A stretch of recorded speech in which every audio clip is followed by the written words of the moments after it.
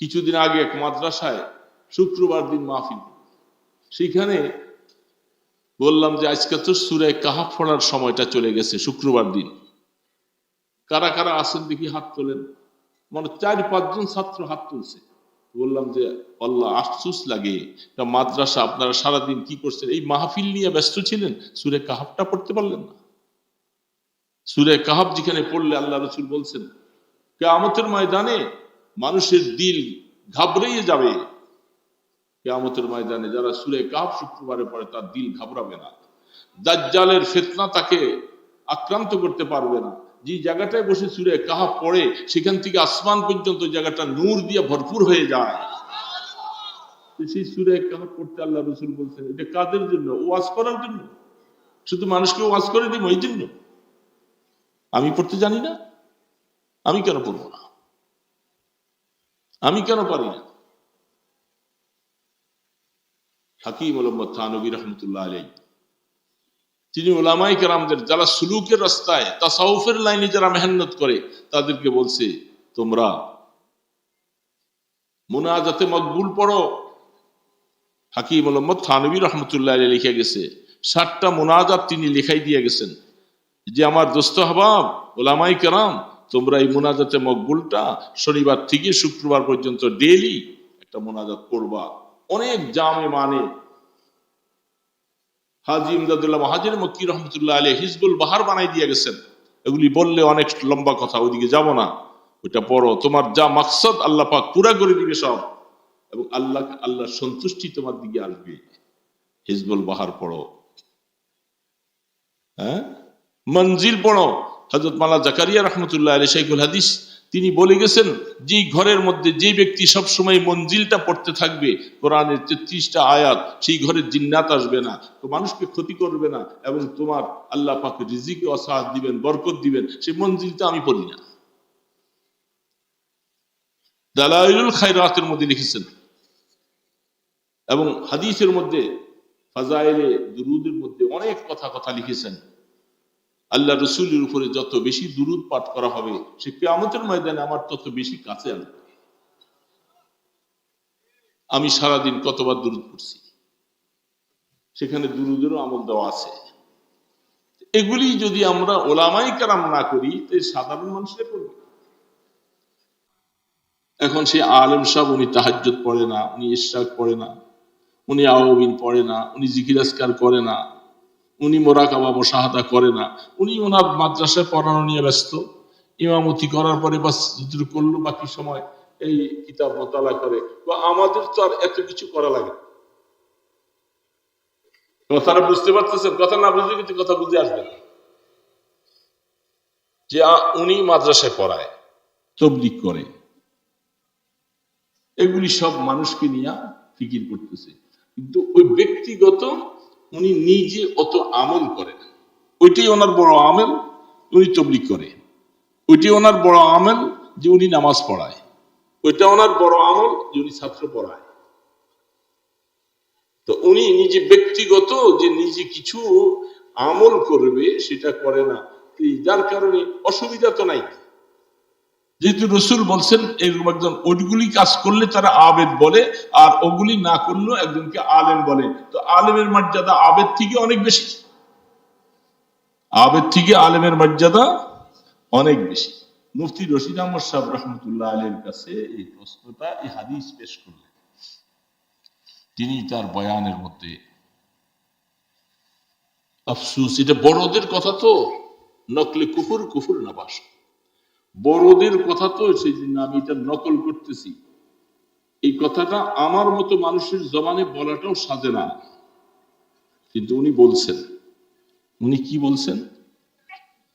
যে আলেম ইলম হাসিল করার পরে ওনার কাছে নফল থাকবে না, আওয়াবিন থাকবে না, ইশরাক থাকবে না, জিকির আজকার থাকবে না, তাহাজ্জুদ থাকবে না, মুরাকাবা মুশাহাদা থাকবে না, উনি তো আসলে ইলমের সাথে গাদ্দারি করেছে, ইলমের সাথে বেওফাই করেছে। উनको আলেম कहने की लायक ही नहीं है, তাকে আলেম বলাটাই উচিত নয়। মুফতি রশিদ আহমদ সাহেব বলছেন, কারণ যে আলেম ফজলুল আলেমে আলাল আবিদে রসুল যে হাদিসের কথা, যে আলেমের কথা বলছেন, এই আলেম ওরকম আলেম হবে যার কাছে এই সমস্ত ফরায়েজ ওয়াজিবাত নওয়াফিল সবকিছু থাকবে, তারপরে সে ওই আল্লাহ রসুলের কথা অনুযায়ী ওই রকম আলেমের কথা রসুল বলছেন। তুমি আমল করবা না, কিছু এলেম শিখার পরে নিজকে নিজে আলেম মনে করতেছো, উনকো আলেম কাহিনী কি লায়কই নিয়ে হয়, সে আলেম বলার উপযুক্তই না।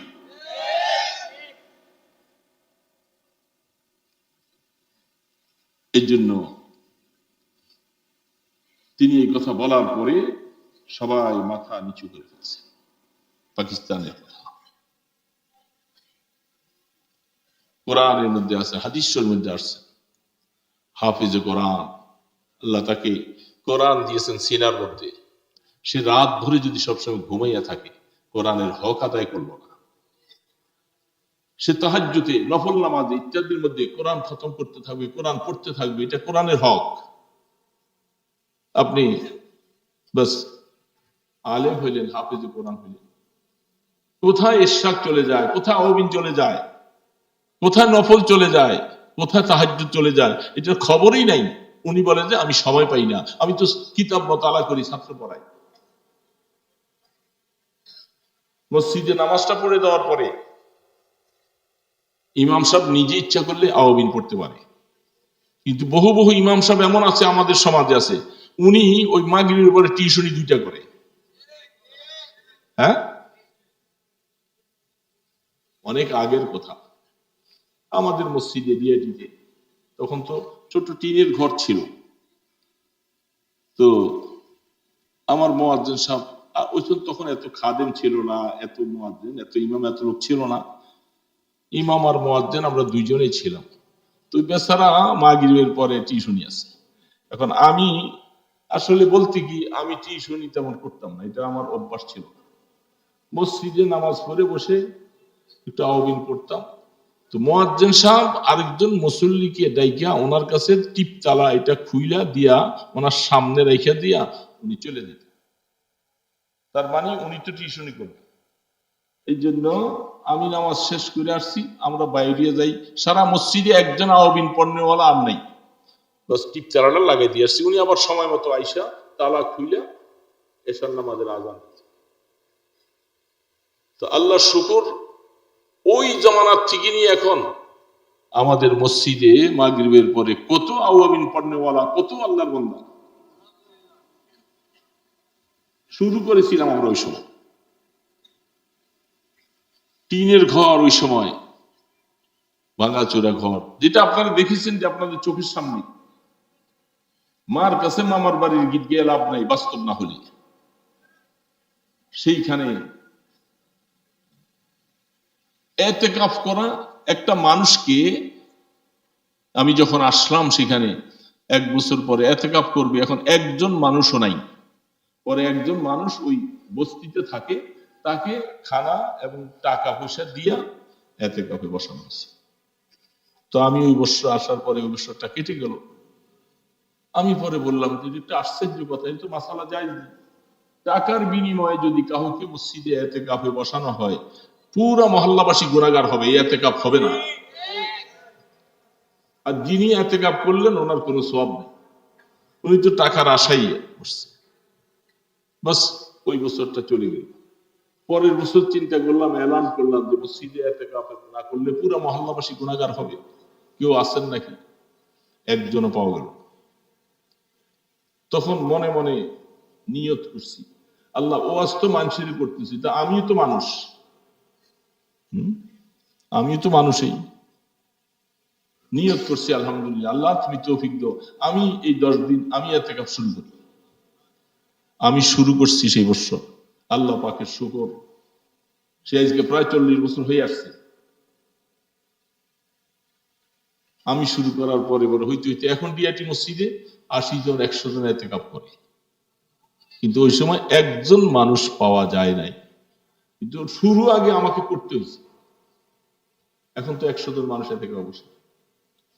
এই জন্য দোস্ত, এটা বলার উদ্দেশ্য হলো আল্লাহ কসম বা খোদা ওয়ালা ফখরা আলাই, শুধু আমল আমাকে করতে হবে, শুধু মানুষের জন্য নয়।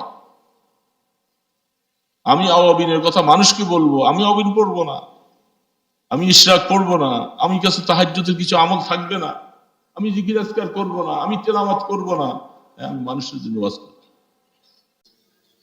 আরো দুইজন মেহমান আসার কথা ছিল, মধুপুরের পিসাবের নাম উপরেই লেখা আছে। শুনতে পাইলাম যে আসলে মানুষের উপরে অনেক সময় ধারণা হয়, ভুল ধারণা হয়ে যায়। আমি যোগাযোগ করেছি, উনি দাওয়াতই পান নাই। যারা এই কাজটা করেছেন তারা একজন বুজুর্গ মানুষের উপরে মানুষের ধারণা খারাপ করলেন, এটার পানিশমেন্ট পেয়ে যাবেন। কারণ আমি যখন আসছিলাম তখন আমি শুনতেছিলাম খাজা আজিজুল হাসান মজিব রহমতুল্লাহ আলাইহির কথাটা বলতেছিলেন ওই ইমাম সাহেব, আপনারা শুনেছিলেন। একটু সামান্য পায়েল ছিটায় কিছু কেদা পানি গিয়েছিল, ব্যবহার খারাপ করেছেন, প্রতিশোধটা তো আল্লাহ পাক সাথে সাথে নিয়েছেন, জানেন না? এটা আল্লাহ রসুল বলছেন, মান আদ আলী ওলিয়ান, সরাসরি আল্লাহ রসুল বলছেন হাদিসে কুদসি, মান আদ আলী ওলিয়ান ফাআযান লিল হাক। এই জগতের আমার উম্মতেরা শুনে রাখো, ওলি এটা মানুষ এইভাবে পায় না, এটার জন্য জীবনে অনেক মুজাহাদা, অনেক মেহনত, অনেক কষ্ট করা লাগে। যারা আল্লাহর ওলি হবেন তাদের জন্য জীবনে অনেক মেহনত করার পরে আল্লাহ পাকের মানুষের জবান থেকে, এবং সিলসিলা ওলি তিনি যার কাছে বয়াত থাকেন সেই আল্লাহ ওয়ালার দিলের মধ্যে ঢেলে দেন যে তুমি একে ইজাজত দিয়ে দাও, সে তার দ্বারা যেন মুসলমানরা উপকার হয়, সেইভাবে করে ওই আল্লাহ ওয়ালার দিলের মধ্যে বসান, তখন সেটা দিয়ে তিনি একজনকে খলিফা বানান। তিনি আবার এটার উপরে মেহনত যখন করতে থাকবে, আস্তে আস্তে তিনি দিন দিন করে তারাক্কি হবে, উন্নতি হতে থাকবে। হযরত নানুপুরি রহমতুল্লাহ আলাইহি বলতেন যে বাবা, এই খেলাফতটা এটা কোনো ওহী না, নবুয়ত না, যে এটা একটা খেলাফত দিয়ে দেওয়া হয়েছে, বাস এটা আজীবন তুমি এটার উপরে দিয়ে চলতে থাকো। যদি মেহনত করো তাহলে সামনে বাড়বা, আর যদি মেহনত না করো পদস্খলন হয়ে যাবে, পিছনে পড়ে যাবে। এই জন্য এই কথার মানে এটা হলো, কোন আল্লাহ ওয়ালার পক্ষ থেকে যদি কোনো ইজাজত পাওয়া হয়, তাকে যদি খেলাফত দেওয়া হয়, তিনি এটাকে এই কথা মনে যেন না করে এটা ওহী, এটা যায় কই, বরং এটা আল্লাহ প্রদত্ত একটা নেয়ামত আসছেন, কদর করলে, মেহনত করলে সামনে বেড়ে যাবে, আর যদি কদর না করা হয় বরবাদ হয়ে যাবে। এই জন্য যারা আল্লাহর ওলি হয়েছেন, যাদেরকে মানুষ বলে, যাদের ইসলাহি মেহনত করেন, বহু মানুষ তাদের উসিলায় হেদায়েতের রাস্তা পেয়েছেন, জিকির আজকার করেন, নামাজি হয়েছেন, দাড়িওয়ালা হয়েছেন, সুন্নতওয়ালা হয়েছেন। এই মানুষগুলার এই আমলটা, এটা যার উসিলা হয়েছেন তিনি অবশ্যই তার একটা সওয়াব পাবে, কি পাবে না? তো এই জন্য মধুপুরের পিসাব তিনি দাওয়াত রেখে আসেন নাই, এই ধরনের অভ্যাস তার নাই। আমরা যতটুকু জানি, বহু কাজ করেছি একসাথে, চলে ফিরে অনেক প্রোগ্রাম আসতেন, কিন্তু এখানে নামটা আছে, আসলো না। আপনারা তো মনে করবেন যে পিসাব মানুষ, হুজুর ওয়াদা করলেন আসলে না কেন? অথচ আল করিম ইজা ওয়াদা ওয়াফা, ওই ব্যক্তি বহুত সম্মানিত মানুষ, ভালো মানুষ, যিনি ওয়াদা করেন ওয়াদা পুরা করেন। আর যারা ওয়াদা পুরা করেন না, তার সম্পর্কে হাদিসের বাণী অত্যন্ত কঠোর। মুনাফিকের আলামতের মধ্যে একটা আলামত আছে, যখন ওয়াদা করে সে ওয়াদা ভঙ্গ করে, এটা মুনাফিকের আলামত। একজন আল্লাহ ওয়ালা মানুষ, তিনি সাধ্য অনুসারে চেষ্টা করবেন ওয়াদা রক্ষা করার জন্য। তারপরে যখন কোনো অসুবিধা, অসুস্থ হয়ে পড়ে, রাস্তায় অ্যাক্সিডেন্ট হয়, গাড়ি নষ্ট হয়ে গেছে, তখন তিনি ফোন দিয়ে বলেন যে আমি এই অবস্থায় আছি, ওয়াদা ছিল আপনাদের সাথে, আসতে পারলাম না, আমাকে মাফ করবেন, আমি এই অবস্থায় আছি। এটা এতটুকু পর্যন্ত গুরুত্ব দেওয়া হয়। আরে বাবা, সাধারণ মানুষই তো ওয়াদা ভঙ্গ করলে তাকে আমরা খারাপ মনে করি। আর যেখানে জাতির দিশারি যারা, জাতির রহনুমাই যারা করবে, জাতিকে যারা রাস্তা দেখাবে, ওনারা যদি ওয়াদা ভঙ্গ করে, তাহলে জাতি শিখবে কোথায়? কোথায় শিখবে জাতি? এই জন্য অনেক অনেক সময় আল্লাহ মাফ করে দেয় আমাদের অনেক ভাইরা 2টা 3টা 4টা প্রোগ্রাম নেন, একটা করে শুরু করতেছেন, করতে করতে করতে করতে যায় এক পর্যায়ে শেষে দিয়ে আর স্বাস্থ্যও দিচ্ছে না, সময় মতো পৌঁছতে পারে না, মানুষ তো বসে থাকে। আল ইন্তেজারু আশাদ্দু মিনাল মাউত, অপেক্ষা করাটা এটা মৃত্যুর থেকে আরো কষ্ট। এখন কর্তৃপক্ষ শুধু ইন্তজার করতেছেন, আসতেছেন আসতেছেন, ফোন দিতেছেন। আর আজকাল তো ফোনে একটা মিথ্যারে সত্য বানাইতে সহজ, ঠিক না? উনি আসেন সাইনবোর্ড, টেলিফোনে যদি বলে যে আমি চাষারা, আপনি কি বুঝতে পারবেন? কিন্তু কথাটা কি মিথ্যে হলো না সত্য হলো? একজন আলেমের জন্য কি মিথ্যা কথা বলা জায়েজ? আপনাদের জন্য না জায়েজ, ওনার জন্য জায়েজ। উনি মাসালা ভুলিয়ে দিবে, তাই না? না, কোনোদিন চলবে না।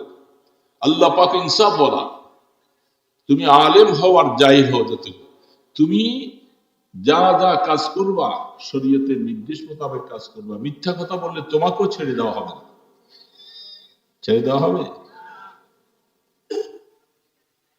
উম্মুল কিয, সমস্ত গুনার মা হলো মিথ্যা কথা। যারা মিথ্যা কথা বলে, আমার হযরত নানুপুরী রহমতুল্লাহ আলাইহি বলতেন, সুলতান আহমদ নানুপুরী রহমতুল্লাহ আলাইহির সাথে আমার জীবনের দীর্ঘ 20টা বৎসর কাটছে। তারপরে হযরত ইন্তিকালের পরে মানাজুল ইরশাদ রহমতুল্লাহ আলাইহির সাথে আমাদের সম্পর্ক। হযরত সুলতান আহমদ নানুপুরী রহমতুল্লাহ আলাইহি, আপনারা দেখেন নাই, তার সম্পর্কে বলতে গেলে ঘন্টার পর ঘন্টা পার হয়ে যাবে। এরা আল্লাহর কুতুব ছিল। তিনি বলছেন যে এই জবানে কোনোদিন মিথ্যা কথা বলবা না, যদি বলো তোমার জবানের বরকত থাকবে না, মানুষ হেদায়েত পাবে না। আল্লাহ ওয়ালা ফখরা আলাইহি, এই জীবনের এই অবস্থায় চলে আসছি, কোনোদিন মিথ্যা কথা জবানে বলি নাই, ইনশাআল্লাহ বাকি হায়াতে বলবো না, ইচ্ছা করেছি, আল্লাহ যেন কবুল করেন মিথ্যা কথা। তো একজন আলেম তিনি যদি এরকম মিথ্যা কথা বলে, এতগুলি প্রোগ্রাম আপনাকে নিতে কে বলছে? সারা দুনিয়ার মানুষ আপনি হেদায়েত করে ফেলবেন, আপনাকে 3টা 4টা 5টা। গত বছরের আগের বছর ময়মনসিংহ 30 সালে আমার এক প্রোগ্রাম ছিল, আপনাদের এখানেরও একজন ছিল। উনি আমার আগে এসে, আমি বসার কথা ছিল, উনি আবার আরেক জায়গায় যাবে, এখান থেকে করে আসছে। ঠিক আছে, প্লটটা ওনাকেই দেন। ঠিক ঘড়ির টাইম দেখে উনি তাড়াতাড়ি করে কি আলোচনা করতেছে না করতেছে, টাইম শেষ, আমি তাড়াতাড়ি দিয়ে বসছি, কারণ মানুষগুলি ছত্রভঙ্গ হয়ে যাবে। উনি তাড়াতাড়ি এখান থেকে উঠে আবার আরেকজন বলেছে, সেখান থেকে আরেকটা যাবো, এটা 6 নম্বর মাহফিল। বলেন বাবা, এই কথাগুলি, আমার কথাগুলি শুনতে খারাপ লাগে, তাই না? এতগুলি প্রোগ্রাম আপনি নিলে মনের শরীরের এনার্জি থাকে না। শুধু একখানে যাওয়ার পরে 2-4টা কথা বলেই ঘড়ির দিকে টাইম থাকে, বাস আরেক বক্তা এসে স্টেজে বসলো কি বসলো না এটা দেখার বিষয় নাই, ও আখারে দাওয়া না বলে উনি না, এটা ভালো না। এটা মানুষ তো, আল্লাহ পাক মাফ করে দেন। একজন বক্তা সকাল দুপুর 10টার থেকে 12টার থেকে শুরু করেছেন, রাত্র পর্যন্ত উনি 11টা মাহফিল করেছে। আল্লাহর এক বান্দা এই অবস্থা করতে করতে এমন অসুস্থ হয়ে পড়লেন, শেষ পর্যন্ত কোটি টাকার উপরে চিকিৎসায় চলে গেছে। এত কষ্ট কেন করবেন? এটা শরীর না, এটা শরীর উপরে কেন জুলুম করতেছেন? এই শরীরে একটা হক আছে না? বলে জাসাদিকা আলাইকা হক, তোমার শরীরের উপরে তোমার একটা হক আছে, চোখের উপরে তোমার একটা হক আছে, তোমার বিবির উপরে তোমার একটা হক আছে, সবার একটা হক আছে। জন্য এত প্রোগ্রাম করার ঠিকানা, মানুষ বলবে দেখি আমাকে 3টা 5টা প্রোগ্রাম রাখতে হবে, তুমি আগে কেন আসলো না? আল ফাজলুল লিল মুতাকাদ্দিম, যে আগে আসছে তার কথাটা আগেরটাই আমি নিয়েছি, পরে আর পারলাম না বাবা, আপনি আবার তৌফিক দিলে আগে আইসে। এই পর্যন্ত আমার মনে হয় আমি প্রোগ্রাম জন্য আমার কাছে আবদার করা হয়েছে, আসছে 60 থেকে 70টা প্রোগ্রাম এই পর্যন্ত আমি রাখতে পারি। আমি বলছি যে আমার সব বরাত পর্যন্ত একটা দিন প্রোগ্রাম খালি নেই। আমি ছোট মানুষ আর অসুস্থ হয়ে গেছি, আমি পারি না এখন এখানে করব, একটা টেনশন পাইয়া আমি এখন এই বয়সে এত টেনশন করতে পারি না। স্ট্রোক করার পরে আমি আরো বেশি অসুস্থ হয়ে পড়েছি। এখন ওইখানে টাইম মতো পৌঁছতে পারলাম কিনা, এই গাড়ি চালাও অ্যাক্সিডেন্ট করার মতো অবস্থা। কেন এত ব্যস্ত, কেন এত ব্যস্ত? এই জন্য এত প্রোগ্রাম এত রাখা ঠিক না।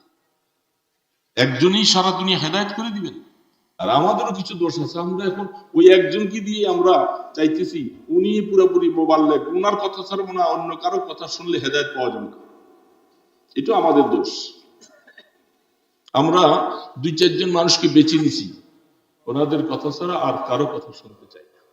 মুফতি আব্দুস সবুর সাহেবের কথা কি আপনি ফেলে দিবেন? এটা বাবা ফেলে দিবেন? তা আমরা ওই বাড়ির গরু ঘাটার ঘাস খায় না, একটা কথা। ও আপনার কাছের ছেলে তো, এই জন্য ওনার কদর কম। ওই বাহিরের থেকে আসলে বহুত বড়। এরকম বহু বহু অবস্থা আমরা দেখি অনেক সময়, আশ্চর্য লাগে। যারা আমাদের ছাত্রের ছাত্র না, তারা অনেক সময় বয়ান শুরু করে, ইরান তুরান কি বলে না বলে, মনে চায় না এখন মাহফিলের জগতে থাকি। এগুলি নিয়েই মানুষ খুব পাগল, খুব পাগল। কারণ সুর নকল, দেখা যায় একজন লেখছে উনি আমি 11 জন বক্তার সুর নকল করতে পারি। 11 জন বক্তার একটু পরেই একজনেরটা একজন মানুষ বলে আহা, এটা কি হেদায়েতের কথা? এগুলি সুর নকল করার কথা।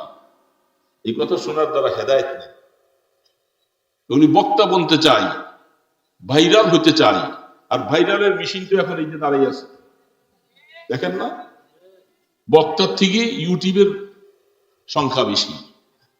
কোথায় যেন আমি এক মাহফিলে গেলাম গত বছর, আগের বছর, সুবহানাল্লাহ, আমি মাগরিবের উপরে কিছু কথা বলে চলে আসবো, পরে আরো বক্তা আরো আসতেছেন, ওই আগের থেকেই ওনারা রেডি করতেছে, যেহেতু ওনার আকর্ষণীয় বক্তা আসতেছে। পরে এই আপনারা মাঝখান দিয়ে কয়েকজন ছাড়া এই জায়গাটা সহ পুরা জায়গাটা আমি হিসাব করেছি প্রায় 100-র উপরে, 100-র উপরে ইউটিউব।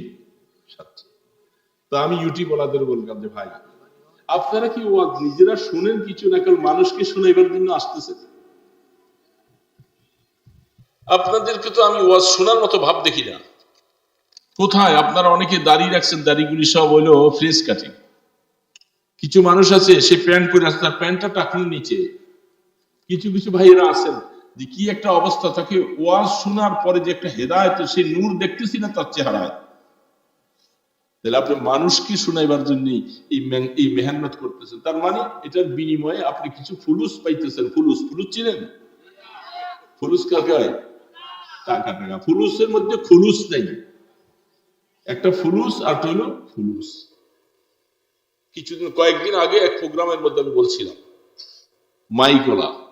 মাইকোলা ভাই দাড়িগুলি কামানো, আলোচনা শুনতেছে। বললাম যে মাইকোলা ভাই, এত ওয়াজ আপনি করাইলেন আপনার মাইক দিয়া, আপনার মধ্যে তো হিদায়তের কোনো নূর দেখি না। আপনি নামাজগুলি পড়েন, মাথা নিচের দিক দিয়ে বসে আছেন। যখনই নামাজের সময় মাইকওয়ালা ওইটাও দূরে চলে যায়। ঠিক না ব্যাঠিক বলেন? নামাজ শেষ তখন আসে মাইকওয়ালা, তার মাইক দিয়ে এত মানুষের ওয়াজ শুনাইলেন, আপনি কোনোদিন একটু হেদায়েতের কথা শুনলেন না। আপনার মনে কি, আপনি কি মরবেন না? আপনি কয়দিন থাকবেন? এই মাইকবাজি করে কতদিন চলবেন?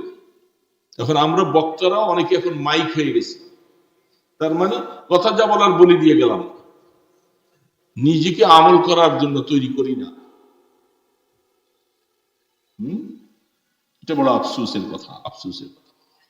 যেটা দোস্ত, আল্লাহু আকবার, হায়াত তো চলে যাব। তো এই জন্য পিসা হুজুরের নামে এই যে একটা কথা আসলো, আসলে আমি খবর নিয়ে দেখলাম ওনাকে দাওয়াতে দেওয়া হয় নাই। 5,000 টাকা নাকি দেওয়া হয়েছিল ওনাকে রাহ খরচ দেওয়ার জন্য। দাওয়াত কোথায়, টাকা কোথায়? একটা মিথ্যা কথা। এই জন্য স্বাভাবিকভাবে আমার একটা অভিজ্ঞতা হলো, আমি মাহফিলের আগে কোনো হাদিয়া রাহ খরচ নেই না। অনেকে জোর করে দিতে চায়, বাবা আমি যদি যাইতে না পারলাম, যদি মরে গেলাম। এই জন্য দোস্ত, মানুষের উপরে মিথ্যা তহমত আসার মতো কাজ কেন করবেন? যিনি করছেন তিনি কেন করলেন? তো তিনি যেহেতু এই উল্টা কাজ করার কারণে আপনাদের মনে কষ্ট গেছে, উনি হুজুর মনে হয় জবানটা নষ্ট করলো, উনি আসলো না কেন, এই যে মনে কষ্টটা আসলো, একজন আল্লাহ ওয়ালার উপরে এই হদবগা তোহপাত দিলা, তো মনে রাখবো ফাআযান লিল হক, তুমি তৈয়ার হয়ে যাও। আল্লাহর একজন অলির মনে কষ্ট কেন দিয়েছো? আল্লাহ পাক বলেন, আমি তোর সাথে লড়াই করার জন্য তৈয়ার, তুই আমার বন্ধুকে কেন কষ্ট দিলি? কেন কষ্ট দিলি? এই জন্য দোস্তগুলি মনে রাখা দরকার। তো আমি আয়াত পড়েছিলাম ছোট্ট একটা, এতক্ষণের কথাগুলি আপনারা বিরক্ত হয়েছে না? আমাকে মাফ করে দিবেন, কথা সব সময় বলার সুযোগ হয় না, বলছি, আমি বলছি কলিল হাক্কা ওয়ালাউ কানা মুররান। যেহেতু ইমাম সমাজ, ইমামরা যদি ভালো হয়, ওনারা যদি আমলওয়ালা হয়, আল্লাহ পাক সমাজকে ওরকম আমলওয়ালা বানাবে। যে মসজিদের ইমাম যত বেশি আমলওয়ালা হবে, সেটার আসর মুসল্লিদের মধ্যে যে পড়বে, মুসল্লিদের মধ্যে। ইমাম যখন আমল শুরু করবে, মুসল্লিরা দেখতে দেখেছি হুজুর এত আমল করতেছে, আল্লাহু আকবার, আল্লাহু আকবার। এই জন্য আমি ছোট্ট আয়াত পড়েছি। হ্যাঁ, মাশাআল্লাহ মাশাআল্লাহ, আমরা শুকর আদায় করি আলহামদুলিল্লাহ। আরিফ বিন হাবিব সাহেব তিনি আয়েশা পড়ছেন এখানে, ইনশাআল্লাহ এই যে এখানে স্টেজে আসলেই বাস আমি কথা শেষ করে দিচ্ছি। তো ছোট্ট কথাটা যেটা বলছি, এটা আমার জন্য, হুজুরদের জন্য, ইমাম সাহেবদের জন্য, মুসল্লির জন্য, সবার জন্য। কি আম হাসিবতুম আন্নামা খালাকনাকুম আবাসা, এ দুনিয়ার মানুষেরা, এই কথা কি মনে করেছো যে আমি তোমাদেরকে খামাখা বানাইছি, অযথা বানাইছি? শুধু এমনি শুধু তোমাদের হায়াতটা কাটাই দিবা, তোমরা আমার কাছে আসতে হবে। এই কথাটা শুধু সংক্ষেপে এই কথাটা আমি বলেই হুজুর আসতেছে, মাইক ছেড়ে দিচ্ছি। দোস্ত, এই কথা আপনার জন্য, আমার জন্য, সবার জন্য। আল্লাহ পাক বলছেন, আল্লাহ কি আমাদেরকে অযথা বানাইছেন কিনা বলেন না কথাটা? অযথা বানাইছে? হিসাব নিকাশ দেওয়া লাগবে না, আমল নিয়ে যাওয়া লাগবে না, ওয়াজ শুনবো আর নামাজ পড়বো না, তাই? এই জন্য ওয়াজ শুনবো হেদায়েত পাওয়ার উদ্দেশ্যে। এই জন্য আমরা বহু দোস্তরা নামাজ পড়ি না, ওয়াজ শুনেই বাস কলিজাটা খুশি করে বাড়ি চলে যাই, নামাজই হই না। এই জন্য আমাদের হযরত মাওলানা আরিফ বিন হাবিব সাহেব আসছেন, তিনি আলোচনা করবেন আল্লাহর ওয়াস্তে।